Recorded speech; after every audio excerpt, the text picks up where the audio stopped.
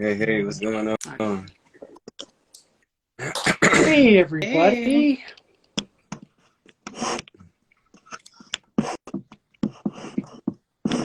Bro. What's the word, Wayne? We got more rain this week, Yeah. that's for sure. Uh, they had the freeway closed off outside of my right out where we get on the freeway. It was closed down for like over a day because of a sinkhole. Man, Yeah, I don't care where you are. Nobody deserves that kind of discomfort. yeah. So it's supposed to rain like 3 more days this week, so we'll see how that turns out for us. How you doing today? I'm doing pretty good. It's in the 50s today here in Colorado, so it's like balmy.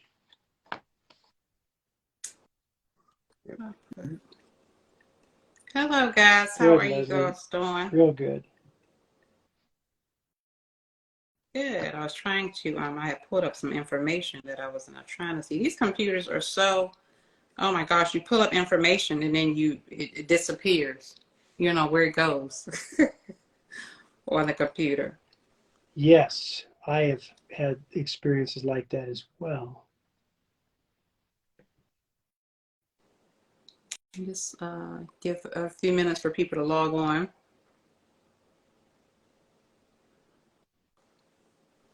Yes.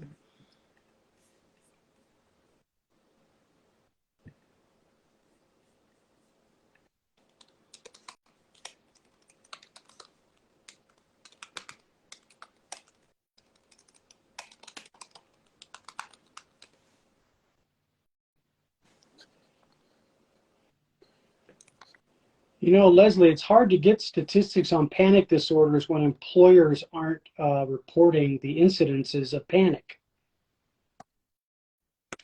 Oh, yeah. hmm It's, yeah, like anything else, it's underreported. Um, a lot of these symptoms, when you talk about men, the population of men, symptoms are underreported. We know that it happened, and we know that anxiety is high, can be a high prevalence rate in men. However, they go unreported sometimes, and because men don't seek services like women do, it goes underreported. So there's a lot of factors that contribute to underreporting, and that impacts stats, right? The stats are pretty skewed because we don't really have a good number of how many cases of anxiety and depression, et cetera, are attributable to men. Right?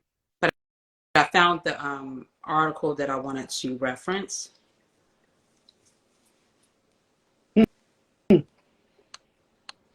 Wayne, are you still We've on here? lost him. No, he shows up in the listing. Uh, yeah, I think he's here, but maybe he got up and got out his seat really quickly. I don't know. Oh, yeah, we did lose him, so let me see if that'll help. I got I got kicked Oh, off. there you are. We were like calling you, like I thought you had gotten up I out got the I got seat. I said, no, he kicked got up and off. walked Yeah, I was trying to get back on. away. Yeah, It was the rain, Wayne. You got flooded. man. Yeah, something. Okay, it's Okay. 7:05. Let's get started. Hey, guys. This is Dr. Leslie Rogers, owner of Mental Health Talk and publisher and chief editor of the Mental Health Talk magazine.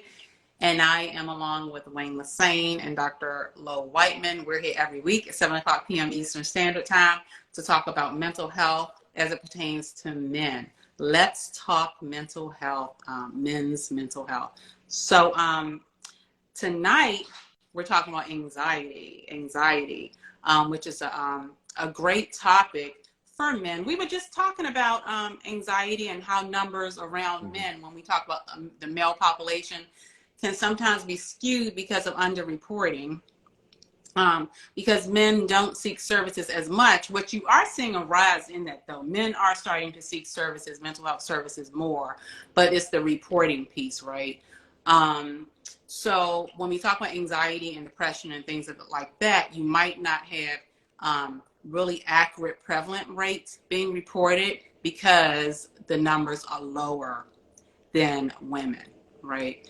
And I think I talked about a couple times, I talked about when you go to trainings, for example, when you're talking about sexual trauma, you'll see the numbers, the stats pop up on the screen for women, but you rarely see it for men, right? And I think that interferes with reporting as well. If men don't see their them represented in stats in front of them with regards to trauma, then why would they report it, right? Because it's like invalidating them, invalidating that. I can handle it myself. So, Yeah. It's not. Yeah. I'm not macho if I report it. Right. Right. Yeah. That's why I think that, I really, I wish that when I was at the VA, I had an opportunity to do research,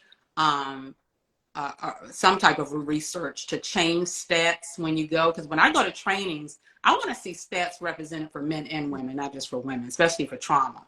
Because if I'm a male sitting in a room and I don't see statistics up there about me, then why am I going to report it? Because that's Last week we talked about awareness. And I think reporting of anxiety, whether it be generalized, panic, phobias, whatever the disorder might be that indicates an anxiety, will come out from our peers knowing, what does it look like? How do I know if you're anxious? Because there's degrees of anxiousness, of everything from, nausea to shortness of breath to full-blown panic, where you can't move, you can't talk, So any degree of that, if human resource professionals in the organization were mindful of that, they'd be saying, look, here's the list, people. If this comes up, throw a Post-it note in my office, and let me know, so that we can get some accurate information, and dollars towards human resource benefits can be properly allocated to solution sets and therapy. Yeah, and to your point, I think that it took me about 10 years, excuse me, 10 years to even recognize what anxiety even was. I hadn't even realized that I was even having some anxiety symptoms, until my wife pointed them out to me. And I was like, man. And so then I realized, so every time when I'm driving a car and I'm lost, I get anxiety. And I didn't know what that was. And I was like, oh, wow, I have that. I know what it is now. Now I can kind of calm down and slow myself down. But like you said, doctor, like you have to recognize what it is first to even know that you need to address it. Yeah.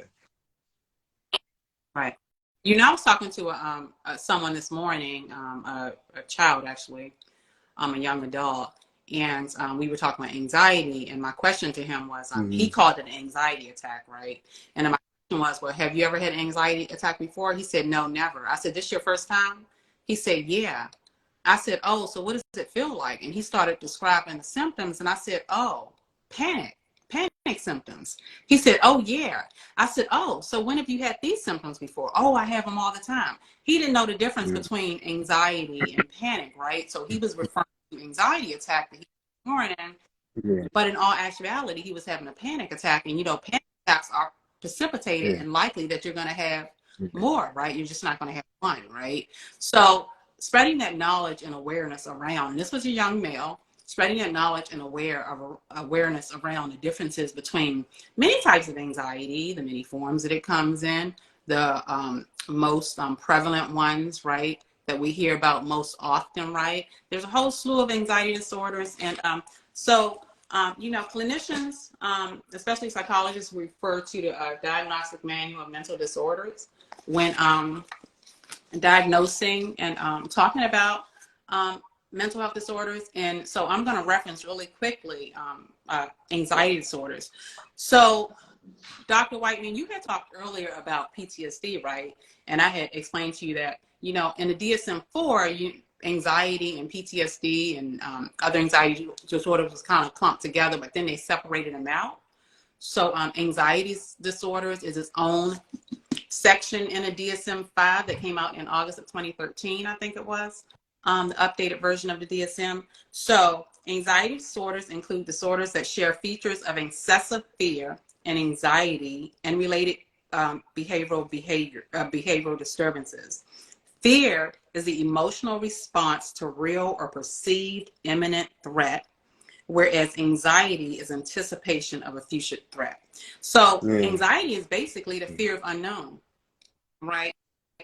The fear of unknown, anticipation that something that will happen and not knowing when it's going to happen, where it's going to happen, how it's going to take place, etc. The anxiety disorder is different from one another in the types of objects or situations that induce fear, anxiety, or avoidant behavior, and the associated cognitive ideation, like thinking the way we think. So there's several anxiety disorders. We won't go through them all today, but you have like generalized anxiety disorder, you have social anxiety, social phobia, you have panic disorder. Usually when with social anxiety and social phobia, panic disorder will follow. Some people every junior experience panic attacks. A boy has anxiety. Oh yeah. Yes. Every junior high dance, the boys have anxiety. Definitely. And the outcome of that is the girls are all dancing with each other. Yes. I would even imagine even before going to prom or something like that, you know, the anticipation of asking who's going to go with you, being turned down, and etc. And I've learned over the years that remedy for anxiety was qualified more specifically by the publishing of what you just shared, Leslie, with in 2013 with the journal. It was at the same time that the spectrum was reclassified on behavior. Mm-hmm. And you're on the autistic spectrum, you know, that was more specified. So when we have someone who's afraid of heights, they are afraid of heights, so they stay away from it. But the minute they get close to something that is high, like the edge of a cliff, perhaps, or the edge of an embankment to a river or a creek, anxiety is the outcome of that. Mm. But the remedy for a phobia as an anxiety is different than generalized anxiety or PTSD or the panic, because the causality of that is generated by very unique sets of circumstances, which is why we have these separations now. You know, PTSD has unique separations of occurrence than panic or phobia or generalized anxiety. And that, for me, that was very clarifying. It means I wasn't going to be able to paint the emotional barn with one brush. I had to get sharp, smaller pencils and smaller brushes. Maybe my finger every once in a while I'll change the shadowing of that. But yeah, I really like what you brought up. That's good stuff. Okay, talk about that really quickly. I want to talk about, let's start with generalized anxiety first. So generalized anxiety is basically excessive worry. And I dropped my ink pen. Here it is. Excessive worry, right? We have generalized anxiety is what I want to talk about tonight. Generalized anxiety, social anxiety, and panic disorder is what I want to talk about, right? So we'll start with generalized anxiety. So generalized anxiety is excessive anxiety and worry, apprehensive expectation, occurring more days than not for at least 6 months. About a number of events or activities such as work, school, performance. A lot of children you see in school will have generalized anxiety, performance anxiety, right? Am I going to do good on the exam? Or generalized anxiety, sports, right? I would imagine, Dr. Whiteman, how good am I going to be for the team? Am I going to make the team, right? Am I working hard enough to make the team? Generalized anxiety, excessive worry. The individual finds it difficult to control the worry, which is important. The anxiety and worry are associated with 3 or more of the 6 symptoms, such as restlessness and feeling keyed up or on edge, being easily fatigued, difficulty concentrating, or mind going blank, irritability, muscle tension, sleep disturbance, and such as difficulty falling asleep, staying asleep, or restlessness. The anxiety, worry, or physical symptoms cause clinically significant distress. And you'll see that is a regular statement in the DSM. the disorders cause clinically significant distress in your day-to-day functioning, which means I could have worry. We all go through worry, right? We all worry about different things throughout life, right? But it's different when you engage in ruminative thoughts and it impacts your day-to-day living. It's so much that it maybe incite a panic attack or incite certain physiological symptoms that interfere with day functioning. You go to work and you can't function because your anxiety is so high, your worry is so high, it's interfering with your production. And Leslie, I'd like to add the term unrealistic worry. It's not just that something suddenly catches you. You didn't expect it, you know, or you did expect it and you just machinate on it for hours and hours and hours before the test or before the the contest of some kind, and it just builds and builds. That's an example of unrealistically not considering I'm good at what I do. Yeah. I'm a good basketball player. Why am I so freaked out about this game? Yeah. You know, and that's unrealistic because you have the skill, you've had the practice, the coaches have reinforced it, they want you as a starter, and then all of a sudden you go out and you miss your free throws. Yeah, so like some of my NCAA teams that did that and then lost the game, and I lost money. But we'll not talk about that right now. We'll move on to more realistic things. It's just really interesting to me how the way we look at anxiety could trip us into the next level of anxiety. Right. So generalized anxiety could, in fact, to your point, Leslie, push us to panic because I don't handle the unrealistic elements of it. I don't talk myself through it. In sports psychology, we call it positive self-talk, and dealing with the negatives of what I'm creating in my own mind about my capability. You know, what comes up for me is like I start when I'm listening. It's like all the outside pressure that's put on us that causes us to lose confidence within ourselves because we start to doubt ourselves, and then now it's based out of it's starting to be based off of the pressure and the fear. And so now it's become counterproductive for us. So now the anxiety kicks in and it does not allow us to do the things that we feel like we know we should be good at. But now with all the anxiety that's induced because of the pressure and the fear, like we can't even show up now, you know, yeah. Feel powerless, right? A sense of powerlessness. Yeah.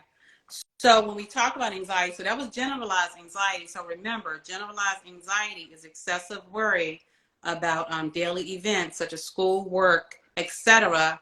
And the worry is difficult to control, to handle, right? So let's go into social anxiety and social phobia, okay? This is social anxiety disorder.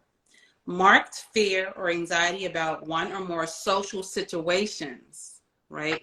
About one or more social situations, the individual is exposed to possible scrutiny by others.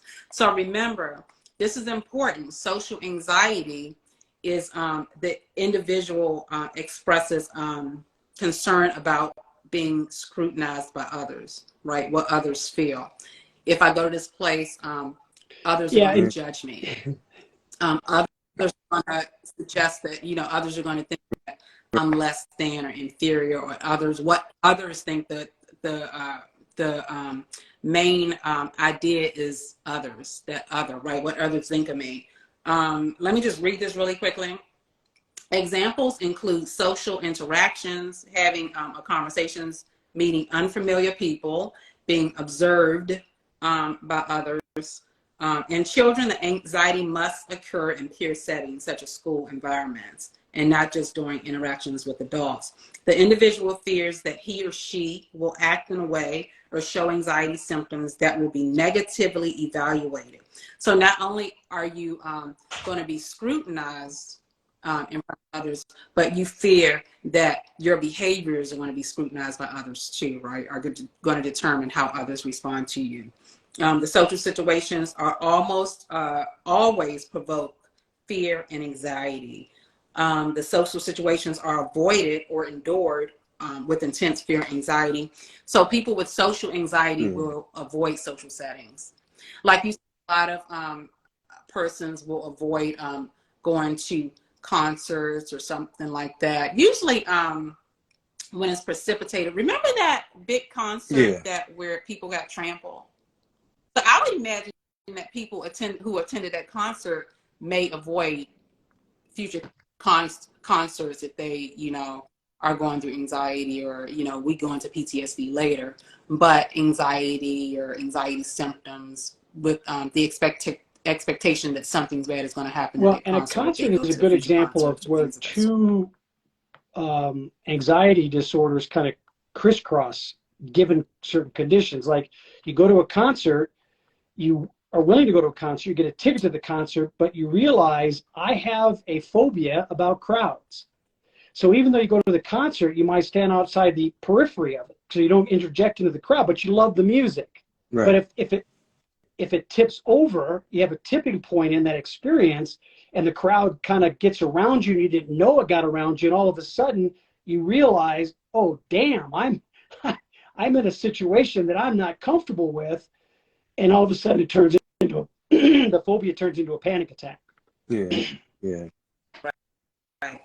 Yeah. You get into specific phobia too, Lowell, when you talk about phobia specific events as well. That's under anxiety disorders as well. So we're still talking about social anxiety, guys. The main goal here is fear of scrutiny or evaluation by others, right? Whereas generalized anxiety, again, is excessive worry that's difficult to control, when a worry includes like school, work, generalized worries, right? And this is specific phobia that we're talking about. Specific anxiety is not specific anxiety. Social anxiety being fear of being evaluated or scrutinized by others. Then you have panic attack, panic disorder, right? And let's talk about that.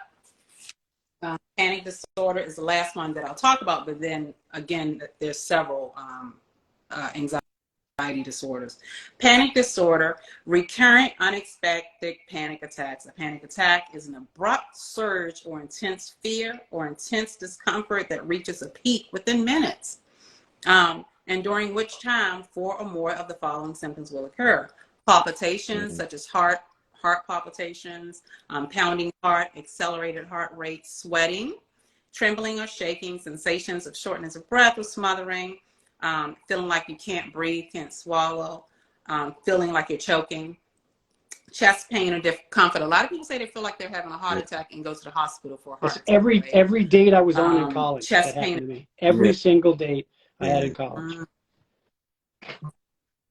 Yeah, nausea or abdominal abstress, GI problems, right?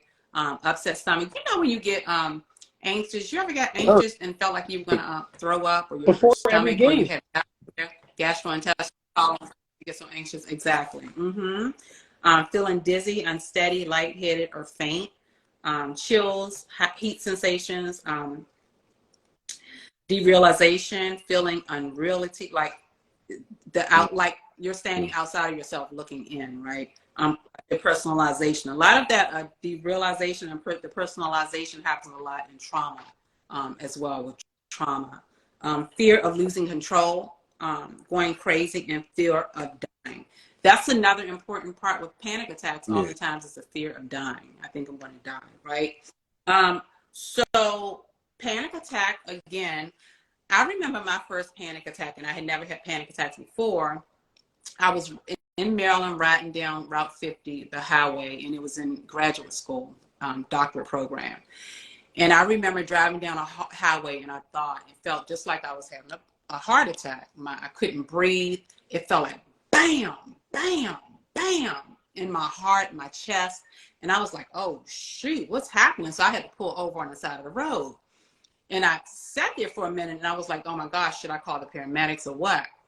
Long story short, I realized I was having a panic attack. And it lasted for several minutes. And then I got back on the road, started driving. It started to dissipate, and then it came back, right? After, becoming aware of anxiety disorders and panic attack and symptoms, et cetera, I realized it was a panic attack. And I realized I was in a space where I was being evaluated. I was trying to become a doctor. I didn't think that I was good enough to be a doctor. right? And there was all these negative self-talk going in my head that I created anxiety for myself, and it became so intense that I anticipated failure, right? Again, anxiety, the bottom line, the underlying theme is fear of the unknown, right? Fear of the unknown, what's going to happen, and you anticipate negative events happening, right? And we'll talk about that because we're going to talk about that in a little bit, but I just want to review this one more time. So generalized anxiety is excessive worry, etc., in school, in work, and other environments where the worry is difficult to control. Social anxiety is being in social environments around a lot of people where you fear that you're going to be negatively evaluated, right? Or scrutinized by others, right? So then you tend to avoid social settings, right? Panic disorder comes with physiological symptoms, right? Panic disorder comes with symptoms of physiological symptoms, GI problems, rapid heartbeat, etc. And you feel like you're going to die. Some people say, I feel like I'm going to die, right? So then, as we go along, we're going to talk about triggers. The three of us, we're going to talk about triggers and cues. Triggers are people, places, events, etc., that promote anxiety, right? Environments that you go to sometimes promote anxiety, trigger anxiety provoking events, right? Or cues such as warning signs. Guys, we know when we're about to become anxious, right? Let me tell you, when I teach anger management, we know when we're about to become angry. We just have to learn those cues so that we can de-escalate before it gets out of hand, right? So knowing triggers and knowing cues are important. And then we're going to end with what are services or strategies to reduce anxiety. So this is a great topic that we're talking about tonight. So if you know anybody that want to come on, please have them come in so that we can continue talking about this. So let's talk about triggers. Which one of you guys want to jump in and talk about triggers and give examples of triggers? It's really, for me, triggers in the area of anxieties are easily identified when you look at the differences between the different disorders. We talked about it a minute ago is I have a fear of heights, I have a phobia about heights, I get close to a high spot, I didn't know I was close to a high spot, and all of a sudden my hands start to feel kind of moist and wet. All right, to me that experience was a trigger to make my hands get moist. But that moisture in my hands is also a trigger that tells me I could be getting close to a panic attack. I better back away from the ledge and save myself from that. So I believe that many of the triggers finds their roots in the symptoms that are precursors to the anxiety itself, so that we know when we're going from a social anxiety scenario into a panic scenario. And I think for the categories of people that we all have worked with or we know about, men in general, but then veterans, both men and women, have issues of going from the social to the panic, making sure my gear's all set, making sure I have everything I need to have with me so I save my life. Oh my God, but I'm going to Afghanistan. And I read the reports, and just before I got there, I knew that there was a conflict. Oh, am I going to be okay? All of a sudden, you go from this awareness of who you are socially as a military professional, and you start looking at the facts, you start looking at the reports, and that data triggers you into possibly the onset of a panic attack and dealing with it. And it's not always easy to remove the source of the trigger, to get rid of the report. It's stuck in my head. I threw it away, but it's still up in my head. Or in high school and college, I don't have the right brands. I can't afford the right brands, but I really want to go to this party. But if I go to this party that's at a fraternity or sorority, I'm going to be scrutinized for that. So, but where did that come from? Because you know that it's not like we wake up in the bed in the morning and have these fears, right? So, okay, have you guys heard about Pavlovian unconditioning? So, a lot of theorists attribute anxiety to conditioning, right? And unconditioned stimulus gets paired with a conditioned stimulus, then a conditioned response. Like, you're not afraid to get on elevators, but then one day you go to work, get on the elevator, you get stuck on the elevator drops down several floors, right? And now it's that pairing that is taking place. And so now, guess what?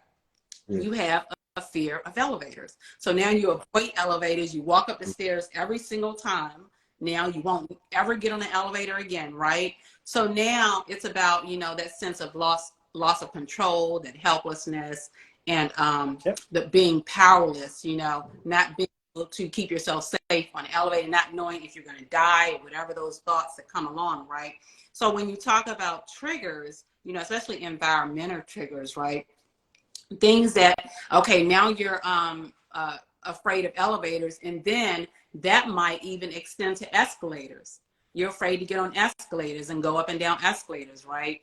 So being aware of triggers and knowing things that trigger you. And what triggers are, guys, are a list of, like, for instance, a trigger can be for veterans, like, for instance, waiting in lines, long lines, or traffic, like that trigger anger, right? So triggers to anxiety, a crowd might be a trigger. Somebody talking loud might be a trigger, right? Triggers may be somebody joking about a sensitive topic, maybe a trigger, right? Especially for anger. Being wrongly accused of something could be a trigger, right?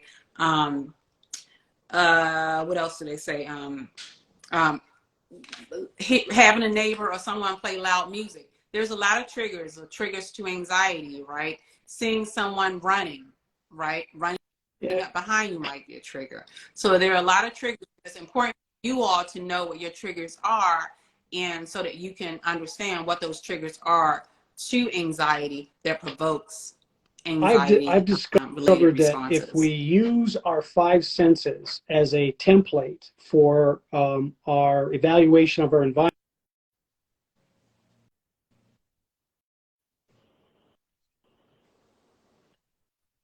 because many times triggers are based on smells, sight, feelings, what we hear.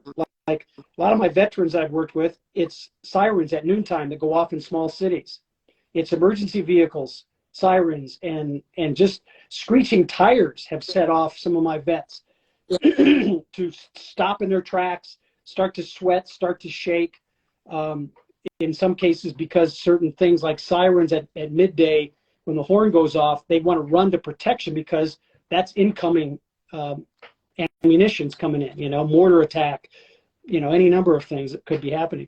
So if you lose your 5 senses as a way to just evaluate your environment, you become a filter for yourself and you raise your sensitivity as to what's going to pop me over the top in given scenarios.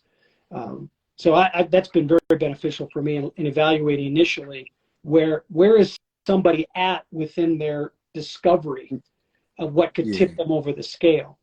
The one that's the most elusive, though, is those triggers that reside in your mind. A memory of a person, a memory of an event.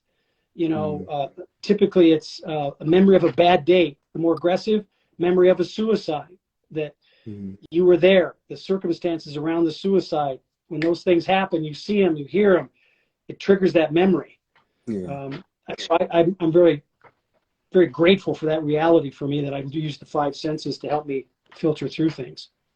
And I think that's a great point. Like, to your point, like when I recognized what my triggers were, I started to try to anticipate or prepare for it. So when it does happen, I'm already ready. Like, for instance, like if me knowing that if I don't have my phone with me while I'm driving for directions, I'm gonna have anxiety. So let me make sure my phone is charged before I leave, so it's not gonna die on me. Because if it dies, I know I'm gonna go. You know, I'm about to start to lose it a little bit. And so I start to, and because due to the fact that I was in the military, it gave me the understanding of how to proper prepare for things. So if I'm prepping for things, preparing for it to go into a situation. Hopefully that because of my training and everything I've learned, I'm now having all the things I need and going in with trusting the process of all the training I've been through to help me get through whatever I'm about to encounter ahead of me. So those are the kind of the things I kind of use for when I know that triggers will come, or something could possibly trigger me, so I just prepare. I'm always thinking ahead of, okay, so how can I prepare for this? So so if this happens, or what do I do in case this happens? So I'm always thinking like that,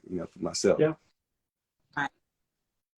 So listen, guys, let me ask you guys something. So you both are males, and the idea is to normalize experiences for men. Yeah. So do you guys feel like I'm being a bit vulnerable for a quick second and give an example of a triggering events that you all have experienced? I'm willing. I'm up for it. Yeah. Yeah. Okay. For me, I'll just give people background where this trigger comes from for me. I'm a kid that was raised in the late 50s, early 60s. And back then, maleness, expectations of fathers of their sons, grandfathers of their grandsons and sons were different than they are today. Masculinity had a little bit different view of things.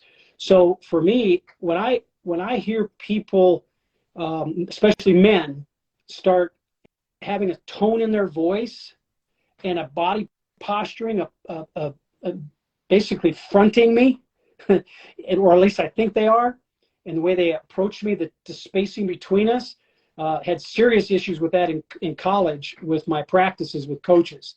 And the military personnel that were cadre and upper level officers, they would posture that way because that's what they were trained.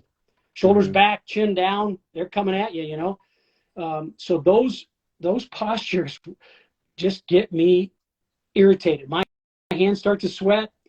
I start to look down at the ground more than I look up because I'm ready to load and go.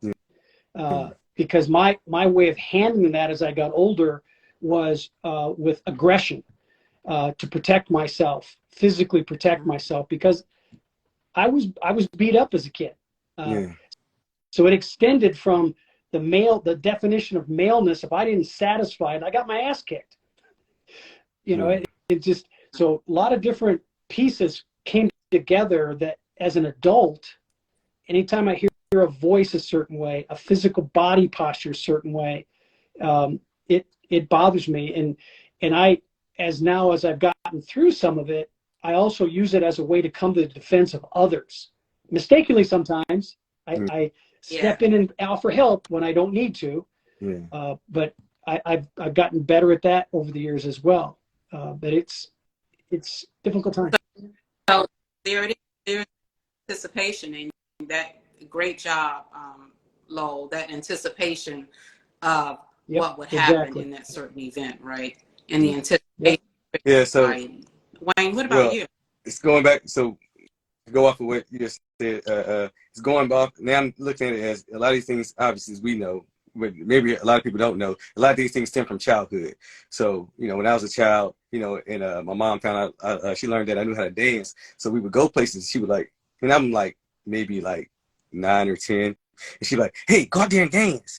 And that would cause me a lot. And so now I'm put on the spotlight in front of all these people. Oh yeah, he can dance. And she would push me out there. And so it would cause me a lot of anxiety, because now I'm on the spot, and eventually I became a pretty good dancer. I was dancing and getting paid. But whenever somebody, even with my friends and my peers, when they'd be like, hey, go out there and dance, I was shut down. Right? If I would have to do it, it would have to be something that I want to do on my own. I'm feeling it. I just want to go out there and do it. But as soon as somebody say, go out there and dance, I was shut down. Or, hey, go dance. It was just a trigger for me. And I recognize that even to this day, and I look at it and I was like, wow, I didn't know that from my childhood. From my mom used to make me go out there and do it. And so now when somebody says that to me, I almost shut down and don't even dance at all in that moment. Good. Thank you guys, you both, for disclosing that and being vulnerable, in front of our many viewers. I left out the part that I used to cry when she used to make me go out there. I would cry. Oh, I didn't do that. Okay. Okay. So we're not I would cry because I would be so. It would be like, why are you doing this to me? You know what I mean? And I imagine now doing that, anything like that to my kids. Like, go out there and do that thing that you know you're good at, that I want to show off to everybody. Like, it's not okay. Yeah. But anyway. Yeah. So 1 in 5 men will experience an anxiety disorder. 1 in 5 will experience an anxiety disorder. Men are less likely to get mental health treatment for anxiety or depression, or mental health in general. And anxiety, not depression, is the most common cause of suicide for men. Okay? Anxiety, not depression, is the most cause of suicide than men. Okay, so now we get into warning signs, right? Those cues. We talked about differences in anxiety, generalized anxiety disorder. What we said was excessive worry, that's difficult to control, social anxiety and social phobia, the fear of scrutiny or being evaluated by others, panic disorder. And panic disorder comes with those physiological symptoms such as rapid heartbeat, racy thoughts, gastrointestinal problems, and other symptoms. You know, your triggers are people, places, events, etc., that promote anxiety. And now we get into cues, which are warning signs, basically warning signs, right? Know your cues. Cues come into physical, which are sensory, physical, behavioral, emotional, and cognitive. Physical, again, those physiological cues that come up, you know, is your heart racing. And these are when you have your cues, now your cues tell you when you need to engage in behaviors to kind of de-escalate. Yes. You know, about that fight or flight syndrome. So the cues let you know, okay, I'm about to have a panic attack. It's coming on. So now maybe I need to engage in a breathing technique or a relaxation or meditation or something like that. Maybe I need to take an anxiety medication, which Dr. Lowe wanted to speak something about when to take medication and whatnot. And, or maybe, you know, I should see a therapist if it's like too overwhelming and I can't control the symptoms myself, right? So these are cues. So cues are warning signs. So let's talk about cues really quickly. Cues, physical, rapid heart rate, sweaty hands, racy thoughts, nausea. GI is what happens inside our bodies when we're anxious, right? What happens inside our bodies when we're anxious. Behavioral, such as hyperventilating, can't breathe, you know, shortness of breath. Behavioral, clenching fists, pacing back and forth, our behaviors, raising our voices. A lot of times, you know, we believe people don't understand what we're going through, and we don't have the adequate resources to communicate what we're going through. So we become frustrated, irritability, and things of that sort. So we might raise our voice, right? Become angry, something like that. Cognitive, how we think about the situations, cognitive thoughts that occur in response to an anxiety-provoking event, such as I'm a failure. I'm not safe. I'm not safe. And you talked about this earlier, Dr. Whiteman, when you became vulnerable and shared your story. Misunderstanding behaviors and communications of others, right? Because of a negative event happened in your life, then going forward, you misunderstand behaviors of others. And it might not be true. It might be just, you might be just projecting your past experiences on someone else, and they don't even feel that way. Like a lot of times we feel like, oh, they're gonna say that I'm a failure, or they're not gonna want me to do this, or the other person, our worldview changes, right? How we see the world. And oftentimes it's really us, what we think about ourselves. And when I use myself as a example, I often tell people, I have never been told, no one has ever told me, Leslie, you will never be successful. Leslie, you will never amount to nothing. I have never had anybody tell me I can't do something, but I never had anybody told me I could. I never had somebody say to me, Leslie, you can, right? Which I think as detrimental as somebody telling me I can't, right? So because I never had anybody tell me I can, the fears and anxieties about believing in myself enough to know that I can become a doctor, thinking because little black girl from Southeast DC, Northeast DC, who the hell do I think I am? I'm gonna become a doctor, right? When nobody else in my family became a doctor, right? So that creates a lot of pressure. No, you guys know me, I'm real. A big one we didn't talk about. That's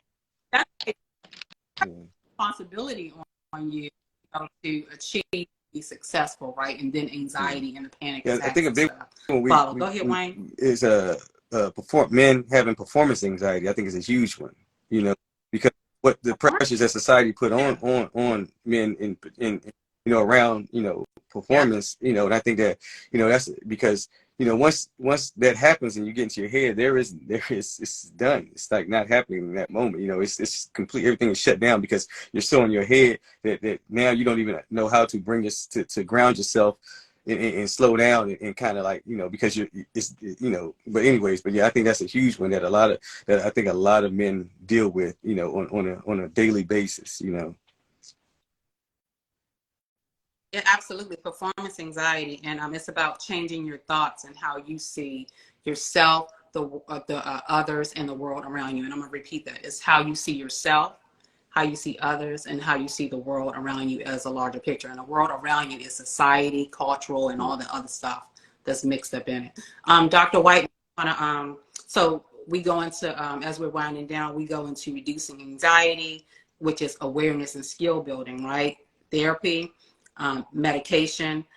So therapy, which we cognitive behavior therapy, a lot of cognitive therapies, because again, anxiety is the fear of unknown. So it's about changing your mindsets toward an event. Just because we've experienced, remember, anxiety doesn't come from out of the blue. It doesn't come from anything. Something had to have happened to trigger or to have you, anxious or about something, or, creating ideologies around certain events. So, cognitive behavior therapies are therapies that kind of change up the thought, the way you think about events and how you see events. And then it will change your behaviors and things of that sort. So behavior therapies, cognitive therapies, meditation, the number one resource that people usually go to, especially during panic, is meditation, breathing exercises. I often teach people when I do mindfulness meditation classes to breathe in five great big breaths, count in 5, 1, 2, 3, 4, 5, hold for 5, 1, 2, 3, 4, 5, for 5. And there's a lot of resources on YouTube that you can pull up under anxiety, breathing for anxiety, relaxation for anxiety, and stuff like that. And another treatment for uncontrolled anxiety as well. But sometimes, you have to see if you're a good advocate for medication or not. And I know Dr. White will talk and about my that. question's always been medication or not medication, but the really underlying question is when to medicate. And that's usually when it's a critical situation. And typically it's the panic attack scenarios, PTSD scenarios, not so much, some extensions of general anxiety disorders will require medication, but too often you can get satisfaction from the things you've listed, Leslie, about meditation, mindfulness, about your breathing techniques. But I think all of it, medicated or not, starts with awareness. Am I in that condition of an anxiety moment? And if so, to what degree am I in that anxiety moment? Now, I regretfully have had experience with young adults that use a feeling that is on the list of anxiety symptoms, and they use it as an excuse to self-medicate. And you know what I'm talking about. We bring it up and we play with it, or we tip it. So that is not exactly what we want to. That's a whole nother discussion about that particular issue. That's more about and yet it's part of this discussion because of the awareness piece, being aware of where you're at in the moment, so that you can legitimately and transparently handle you first. My premise is always, I've got to handle me before I can help anybody else. So if I'm going to handle my anxious moments, be aware of who I am, I'm better prepared of recognizing when a colleague, a friend, a family member is in an anxious moment. And I can help them. Oh, okay, hold on a minute. Wayne, look at me. Look at me. Breathe in through your nose, out through your mouth. You feeling better? Okay, good. You're not shaking anymore. Are you feeling nauseous at all? If I just knew those 3 things, I could help a lot of people when I recognize that they're in those conditions. And I've had experiences where I've been in lines in coffee shops, and I've taken the elbow of a young person in front of me and said, "Hey, I just want to let you know, I'm Dr. Whiteman. I just want to let you know you look a little bit anxious. Can I help you in any way?" And we start talking, and talking alone satisfies a lot of it. Their attention is on me now. This crazy man that just came up and touched me. Sorry, I didn't mean it that bad. Not in a bad way. Touched my arm and got my attention, and that helped. Because it's exactly redirecting, and a lot of people that goes through anxiety need to. So if you're in school, sometimes people with ADHD or with anxiety, the teacher will walk up and tap on a table, right, to kind of redirect, kind of, bring them back. Reminds me. Did you ever see those little squeezy dolls with their eyes pop out and their belly button pops out when you squeeze them? The little stress dolls. I used to carry one of those around the hallways when I was a guidance counselor in a middle school and high school. So at lunchtime is when these things would happen, because that's when everybody's projecting and they're posing, they're throwing their brands out there, talking about their sneakers and this and that other thing. And anytime anxiety started to pop up, I'd go, "Here, look at this, look at this, look at this." My redirection doll would get their attention. Yeah. No, I was gonna say, Wayne, it's so funny because since talking about anxiety, like I know that a lot of times when I go into platforms to talk or whatever, I tend to have anxiety before I get on there because I'm always starting to, you start to kick in like, oh man, the imposter syndrome starts to kick in. You start to wonder, like, what am I bringing to the table? Am I gonna be good enough when I go in this conversation? Are they gonna listen to me or whatever? And so a lot of times, and I've recognized that it really kicks in when I'm not prepared for it. The conversation, like if I didn't sit down and prepare for it and kind of look into some information or whatever, or look up something that we're talking about, I feel it. But when I'm prepared, I come in excited. So it's a different kind. It's still anxiety, right? But it's just a different type of anxiety. And I think, because again, there's positive anxiety and there's negative. There could be negative anxiety, right? And so the positive anxiety is excitement, right? So I'm excited to come onto the call, but sometimes I come on with that negative anxiety, like, oh man, I'm not good enough. Like, why am I here today? So yeah, I've experienced that for sure. And that's more times than not. There's that social piece. So I just got a text message asking if we could do a part 2. I know we were talking about doing PTSD next Monday. You guys want to do a part 2 because this, the hour is up. Yeah. I think these are pretty informative type of conversation because, again, I think Dr. White said it that basically like just to give the people understanding what the symptoms are, right? What the symptoms are, what it feels like in your body, what it looks like on the outside, and what do you do, in these situations. Like I watched one time a friend of ours had a panic attack and she thought she was having a heart attack. She thought she was going to die. And so my wife, being a therapist, she went through this whole breathing technique with her and calmed her down. And it was amazing because everybody else was trying, because everybody trying to think they knew what they're doing and nobody really knows what they're doing. Right? Yeah. Right. And so then when she came in and she stepped in, she calmed the situation down and helped her out. It was a girl, the woman was crying and she was so thankful, but it was like amazing. So again, to your point, about the breathing, it 100% worked because I watched it work, so yeah. And we've got some great events coming up in this week and next week with high school graduations are coming up. People are on spring break. You have the NCAA tournaments with March Madness for both men and women. A lot of different examples of potential environmental stimulus that can cause very anxious moments. And to Wayne's point, both positive and negative.